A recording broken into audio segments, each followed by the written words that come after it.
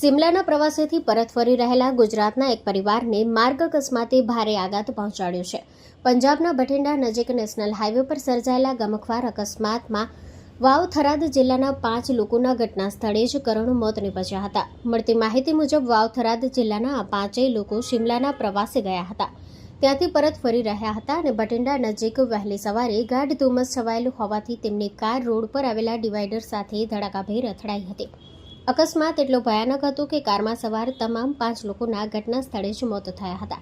આ દુર્ઘટનામાં બનાસકાંઠા જિલ્લામાં ફરજ બજાવતા એક મહિલા કોન્સ્ટેબલનું પણ મોત થયું હોવાના અહેવાલ સામે આવ્યા છે. તમામ મૃતકોની ઉંમર અંદાજે 25 થી 30 વર્ષની વચ્ચે હોવાનું જણાવાઈ રહ્યું છે. વેકેશન માણી આનંદભેર પરત ફરી રહેલા પરિવારના આ સામૂહિક મોતથી વાવથરાદ જિલ્લો સહિત મૃતકોના વતનમાં શોકની લાગણી છવાઈ ગઈ છે. ઘટનાની જાણ થતાં પંજાબ પોલીસ ઘટના સ્થળે પહોંચી હતી અને મૃતદેહને પોસ્ટમોર્ટમ માટે ખસેડી અકસ્માત અંગે વધુ તપાસ હાથ ધરી છે. Story report by Dilipsinh Rajput, Banaskantha.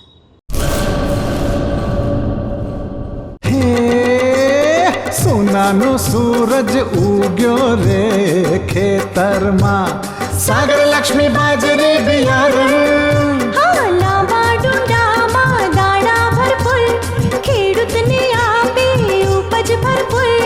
સાગર લક્ષ્મી બાજરી બિયારણ. સાગર લક્ષ્મી એગ્રીસીડ્સ ઉત્પાદિત હાઇબ્રિડ બાજરી બિયારણ જ વાવો.